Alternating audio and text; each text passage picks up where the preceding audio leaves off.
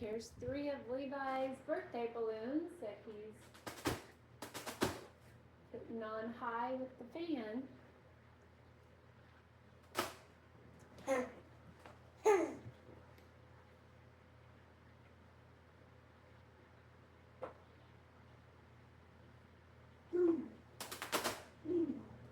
Will any of them make it through the day? I don't know.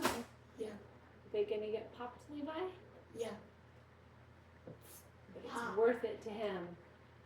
Popped balloons are worth it.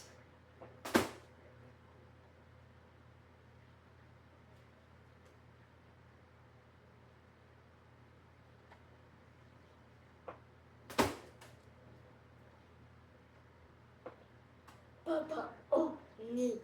You're hoping to watch Bert and Ernie tonight? Yeah. We'll see. Probably so. Okay. Let's see if that goes up one more time. Uh-oh. Levi also has a little fan on the floor. When the balloons think they've had enough and they try to come to the floor, it blows it back up and it gets sucked into the vortex of the ceiling fan. Here it goes again. All right, I don't think we're getting a spin down, are we, Levi? Yeah. You are? Well, let me see it then.